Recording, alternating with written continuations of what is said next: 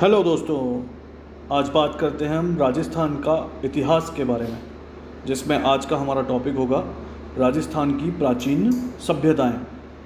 उसमें पहली सभ्यता पाषाण काल के अंदर सीए हैकेट को जयपुर तथा इंद्रगढ़ बूंदी से हस्त कुठार कुल्हाड़ी प्राप्त हुई थी। सैटनकार को ऐसे उपकरण झालावाड़ से प्राप्त हुए तथा बी ऑलचिन को जालौर से प्राप्त हुए। पाषाण काल के प्रमुख केंद्र थे, पहला था बागौर। यह भीलवाड़ा जिले में कोठारी नदी के किनारे स्थित है। इसे राजस्थान की प्राचीन सभ्यताओं का पालना कहा जाता है। उत्खननकर्ता वीरेंद्र नाथ मिश्र। महासतिया नामक स्थान का उत्खनन किया गया था। साक्ष्य लघु पाषाण उपकरण प्राप्त हुए, पशुपालन मिला, कृषि मिला, तांबे के छेद वाली सुई प्राप्त हुई। दूसरा है तिलवाड़ा। यह बाड़मेर जिले में लूनी नदी के किनारे स्थित है। उत्खननकर्ता वीरेंद्र नाथ मिश्र हैं। साक्ष्य यहाँ प्राप्त हुए, लघु पाषाण उपकरण, पशुपालन, अग्निकुंड। पाषाण काल के बाकी के प्रमुख केंद्रों में आता है पचपदरा, बाड़मेर, बूढ़ा पुष्कर, अजमेर, जायाल और डीडवाना, जो कि नागौर में पड़े। आइए अब बात करते हैं ताम्र पाषाण काल की। इस काल के अधिकतर केंद्र बनास नदी के किनारे स्थित हैं, अतः इसे बनास सभ्यता कहा जाता है। आहड़ इस सभ्यता का प्रमुख केंद्र था, अतः इसे आहड़ सभ्यता भी कहा जाता है। रतनचंद्र अग्रवाल ने इस सभ्यता की खोज की थी तथा इसके प्रमुख केंद्रों में पहला है आहड़। यह उदयपुर जिले में आयड़ बेड़च नदी के किनारे स्थित है। इसका प्राचीन नाम आघाटपुर या आठपुर हम कह सकते हैं। स्थानीय नाम इसका धूलकोट था। इसके उत्खननकर्ता हुए अक्षय कीर्ति व्यास, आर.सी. अग्रवाल, हंसमुख धीरज सांकलिया व वीरेंद्र नाथ मिश्र। यहाँ हमें जो साक्ष्य प्राप्त हुए उसमें थे तांबे की भट्टियाँ। इसके कारण इस सभ्यता को ताम्रवती नगरी भी कहा जाता है। दूसरा काले लाल मृदभांड या गोरे कोड हम बोल सकते हैं। तीसरा है 6 चूल्हे संयुक्त प्रभार या सामूहिक भोजन। डी 2 मुंह वाला चूल्हा। ई सिलबट्टा। एफ बिना हत्थे का जलपात्र, ईरानी सभ्यता की जानकारी। जी अपोलो के चित्र वाला सिक्का, यूनानी सभ्यता की जानकारी। एच रंगाई छपाई उद्योग। आई बाट। गेहूँ चावल ज्वार प्राप्त हुए। बेल की मृण मूर्ति, बनास का बेल भी कहते हैं। पत्थर की नींव, कच्ची ईंटों का प्रयोग, ईंटों की मजबूती के लिए क्वार्ट्ज का प्रयोग, सब के साथ आभूषण, पुनर्जन्म की जानकारी भी मिलती है। आइए बात करते हैं दूसरे प्रमुख केंद्र की, वह है गिलुंड। यह राजसमंद में है। इसके उत्खननकर्ता हैं बी लाल, B.R. सिंधे, ग्रेगरी पोरल। यहाँ जो साक्ष्य प्राप्त हुए उसमें है पक्की ईंटें, पत्थर की गोलियाँ, मिट्टी के खिलौने, हाथी दांत की चूड़ियाँ, 5 प्रकार के मृदभांड। मोड़िया नगरी मगरी का उत्खनन किया गया। तीसरा है बालाथल उदयपुर। यहाँ उत्खनन करता हुए वीरेंद्र नाथ मिश्र, जिन्हें साक्ष्य प्राप्त हुए लोहा गलाने की भट्टियाँ, 11 कमरों का मकान, नलकूप, हाथ से बना कपड़ा। इस केंद्र का संबंध हड़प्पा सभ्यता से भी था। नंबर 4 ओजियाना भीलवाड़ा। उत्खननकर्ता B.R. मीणा, आलोक त्रिपाठी। यहाँ साक्ष्य प्राप्त हुए गाय व बैल की मृण मूर्ति। कांस्य युग। प्रारंभ में इस काल के अधिकतर केंद्र सिंधु नदी के किनारे प्राप्त हुए हैं, अतः इसे सिंधु घाटी सभ्यता भी कहा जाता है। इस सभ्यता के कई केंद्र विलुप्त सरस्वती नदी के किनारे भी स्थित हैं, अतः इसे सिंधु सरस्वती सभ्यता भी कहा जाता है। इस सभ्यता का प्रथम केंद्र हड़प्पा था, अतः इसे हड़प्पा सभ्यता भी कहा जाता है। इसके प्रमुख केंद्र हैं, पहला है कालीबंगा। हनुमानगढ़ जिले में घग्गर नदी के किनारे यह स्थित है। कालीबंगा का शाब्दिक अर्थ होता है काली चूड़ियाँ। ऑरेल स्टाइन ने घग्गर नदी का सर्वेक्षण किया था। सर्वप्रथम L.P. टेसिटोरी मदीने इटली के ने कालीबंगा की जानकारी दी थी। 1953 ईस्वी में अमलानंद घोष ने कालीबंगा की खोज की। उत्खननकर्ता B.B. लाल ब्रजवासी व B.K. थापर। 1961 से 69 तक इसका उत्खनन कार्य चला।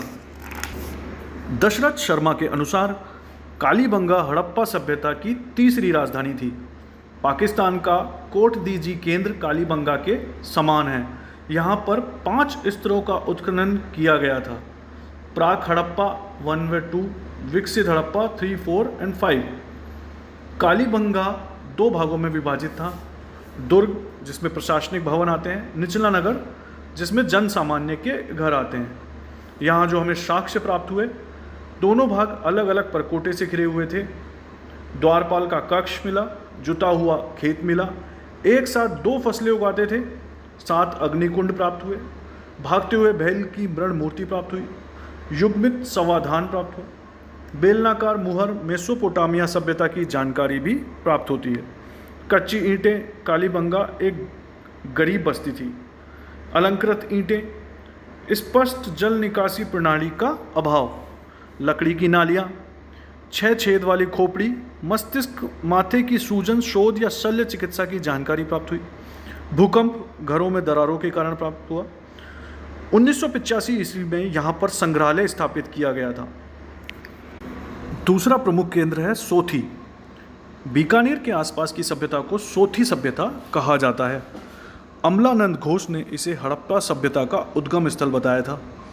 इसे कालीबंगा प्रथम भी कहा जाता है। इसके केंद्र हैं सावणिया, पुगल, दोनों बीकानेर में हैं। लोहा युग, वेदों से इस युग की जानकारी प्राप्त होती है, अतः इसे वैदिक सभ्यता कहा जाता है ऋग्वेद को छोड़कर। इसके केंद्र हैं अनूपगढ़, तरखान वाला डेरा व चक 64 गंगानगर में। महाजनपद काल, मत्स्य महाजनपद, क्षेत्र जयपुर तथा अलवर। ऋग्वेद से इस जनपद की जानकारी मिलती है। इसकी राजधानी विराटनगर जयपुर है। महाभारत से विराटनगर की जानकारी मिलती है। गोपीनाथ शर्मा के अनुसार महाभारत युद्ध के बाद मत्स्य जनपद शक्तिशाली हो गया था। चेदी महाजनपद ने मत्स्य महाजनपद को हराया था। कालांतर में मत्स्य महाजनपद का मगध बिहार महाजनपद में विलय हो गया था। सूरसेन महाजनपद, इसके क्षेत्र हैं भरतपुर तथा अलवर। इसकी राजधानी है मथुरा। कुरु महाजनपद, क्षेत्र है अलवर का उत्तरी भाग। इसकी राजधानी है इंद्रप्रस्थ।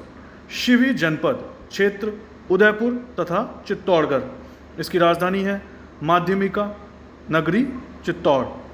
जानकारी के स्रोत अष्टाध्यायी पाणिनि और महाभाष्य पतंजलि, महाभारत व्यास और बड़ली अभिलेख। माध्यमिका एक बौद्ध केंद्र था। यह राजस्थान का प्रथम उत्खनित स्थल था। उत्खननकर्ता D.R. भंडारकर। बड़ली अभिलेख 443 BC। 1912 ईस्वी में गौरीशंकर हीराचंद ओझा ने इसे भिलोर माता मंदिर बड़ली अजमेर से प्राप्त किया था। यह राजस्थान का प्राचीनतम अभिलेख है। यह वीर निर्माण संवत 84 में लिखा गया था। इस अभिलेख के अनुसार माध्यमिका एक जैन केंद्र था। मालव जनपद, क्षेत्र टोंक तथा जयपुर। राजधानी नगर टोंक। इस जनपद की सभ्यता को खेड़ा सभ्यता कहा जाता है। हमें इस जनपद के सर्वाधिक सिक्के प्राप्त होते हैं। यह सिक्के रेड तथा नगर टोंक नामक स्थानों से प्राप्त हुए हैं। रेड को प्राचीन भारत का टाटानगर कहा जाता है। केदारनाथपुरी ने रेड का उत्खनन किया था। योद्धे जनपद, क्षेत्र श्री गंगानगर तथा हनुमानगढ़। इन्होंने कुषाणों की शक्ति को रोका था। यह जानकारी शक राजा रुद्रदामन गुजरात के गिरनार जूनागढ़ गुजरात अभिलेख से मिलती है। इस अभिलेख के अनुसार योद्धे वीर की उपाधि धारण करते थे। शाल्व जनपद, क्षेत्र अलवर। इस जनपद का मत्स्य महाजनपद से सीमा विवाद था। अर्जुनायन जनपद, क्षेत्र सीकर। नीम का थाना अलवर। राजन्य जनपद, क्षेत्र भरतपुर। अब बात करते हैं मौर्य काल की। केंद्र बैराठ जयपुर। यहाँ से अशोक के 2 अभिलेख प्राप्त होते हैं। 1837 ईस्वी में कैप्टन बर्ट को बीजक पहाड़ी से अभिलेख प्राप्त हुआ। इसे भ्राभू अभिलेख कहा जाता है। इसमें अशोक को मगध का राजा बताया गया है। अशोक बुद्ध संघ तथा धम्म में विश्वास व्यक्त करता है। यह अभिलेख 7 पुस्तकों की जानकारी देता है। 1871 ईस्वी में कालाइल को भीम पहाड़ी से अभिलेख प्राप्त हुआ। कालाइल को राजस्थान में पुरातत्व का जनक कहा जाता है। चीनी यात्री ह्वेनसांग के अनुसार बैराट में 8 बौद्ध मठ थे जिन्हें हुण राजा मिहिरकुल ने तोड़ दिया था। बैराट से शैलचित्र प्राप्त होते हैं। बैराट की लिपि को शंख लिपि कहा जाता है। जयपुर महाराजा राम सिंह द्वितीय के शासनकाल में बैराट का उत्खनन करवाया गया था। इस समय यहाँ से सोने की संदूक प्राप्त हुई थी जिसमें शायद भगवान बुद्ध के अवशेष रहे होंगे। इसके उत्खननकर्ता 1936 ईस्वी में दयाराम साहनी हुए तथा 1961 और 62 ईस्वी में नील रत्न बनर्जी व कैलाश नाथ दीक्षित ने इसका उत्खनन का कार्य किया। कुमारपाल प्रबंध पुस्तक के अनुसार चित्रांगद मौर्य ने चित्तौड़ किले का निर्माण करवाया था, अतः इसे चित्रकूट दुर्ग भी कहा जाता है। मानसरोवर अभिलेख 713 ईस्वी चित्तौड़गढ़। यह अभिलेख कर्नल जेम्स टॉड को प्राप्त हुआ था। इस अभिलेख से 4 मौर्य राजाओं की जानकारी मिलती है, महेश्वर, भीम, भोज और मान। कर्णसवा शिवालय अभिलेख 738 ईस्वी कोटा। इस अभिलेख में मौर्य राजा धवल की जानकारी मिलती है। यह राजस्थान में मौर्यों के बारे में अंतिम जानकारी है। मौर्योत्तर काल। हिंदू यूनानी राजा मिनांडर ने माध्यमिका पर आक्रमण कर दिया था। हमें बैराट से मिनांडर के 16 सोने के सिक्के प्राप्त होते हैं। इसमें पहला नोह भरतपुर, उत्खननकर्ता रतन चंद्र अग्रवाल। साक्ष्य प्राप्त हुए लोहा, यक्ष की मूर्ति, शुंगकाल की। तीसरा कुषाण राजा हुइत व वासुदेव के सिक्के। दूसरा है रंगमहल हनुमानगढ़, उत्खननकर्ता डॉक्टर हन्ना रिट, स्वीडन। साक्ष्य प्राप्त हुए लाल रंग के मृतभांड जिन पर काले रंग की रेखाएं चित्रित की गई हैं। कुषाण काल की गुरु शिष्य की मूर्ति प्राप्त होती है। आइए अब बात करते हैं गुप्त काल की। पहला बयाना भरतपुर। समुद्रगुप्त ने यहाँ पर विजय स्तंभ का निर्माण करवाया था। यह राजस्थान का पहला विजय स्तंभ था। बरिक वंश के विष्णुवर्धन ने यहाँ पर भीमलाट का निर्माण करवाया था। नगला छेल नामक स्थान से एक गुप्त सिक्कों का ढेर प्राप्त हुआ। प्रतिहार राजा लक्ष्मण सेन की रानी चित्रलेखा ने यहाँ पर उषा मंदिर का निर्माण करवाया। मध्यकाल में बयाना नील की खेती के लिए यह प्रसिद्ध था। दूसरा है बड़वा अभिलेख 12। इस अभिलेख से मौखरी वंश की जानकारी मिलती है। यहाँ से 4 स्तंभ प्राप्त हुए हैं तथा इनमें से 3 पर लेख लिखे हुए हैं। बाड़ोली चित्तौड़गढ़। हूण राजा मिहिरकुल ने यहाँ पर शिव मंदिर का निर्माण कराया। चारचोमा कोटा, यहाँ पर गुप्तकालीन शिव मंदिर का निर्माण करवाया। गुप्तोत्तर काल, राजपूत काल, त्रिपक्षीय संघर्ष का काल या पूर्व मध्यकाल के बारे में हम अब बात करते हैं। पहला केंद्र था भीनमाल जालोर। यह चावड़ा राजपूतों की राजधानी थी। चावड़ा राजाओं ने कवि माघ तथा ब्रह्मगुप्त को संरक्षण प्रदान किया था। ये दोनों भीनमाल से संबंधित थे। कवि माघ की पुस्तक शिशुपाल वध, ब्रह्मगुप्त को भारत का न्यूटन कहा जाता है, और ब्रह्मगुप्त की पुस्तकें थी ब्रह्मस्फुट सिद्धांत व खंड साधक। चावड़ा राजाओं के शासन काल में ह्वेनसांग ने भीनमाल की यात्रा की थी तथा इसने भीनमाल को पीलो योलो कहा था। बसंतगढ़ सिरोही अभिलेख से चावड़ा राजाओं की जानकारी प्राप्त होती है। बसंतगढ़ अभिलेख 625 ईस्वी सिरोही। यह अभिलेख खीमेल माता मंदिर से प्राप्त होता है। यह चावड़ा राजा वर्मलात की जानकारी देता है। यह अभिलेख प्रशासनिक व्यवस्था की जानकारी देता है। इस समय राज्य आबू का सामंत था और इस अभिलेख में सर्वप्रथम राजस्थान शब्द का प्रयोग किया गया है। कालांतर में प्रतिहारों ने भीनमाल पर अधिकार कर लिया था। प्राचीन काल में भीनमाल एक विद्या का केंद्र था। इसके उत्खननकर्ता आर.सी. अग्रवाल और साक्ष्य यहाँ प्राप्त हुए यूनानी दुहत्ती सुराही, रोमन एम्फोरा, सुरा या शराब का पात्र हम कह सकते हैं। अन्य पुरातात्विक स्थल सभ्यता है गणेश्वर, सीकर जिले में कांतली नदी के किनारे स्थित है। उत्खननकर्ता आर.सी. अग्रवाल जी। इसे ताम्रयुगीन सभ्यताओं की जननी भी कहा जाता है।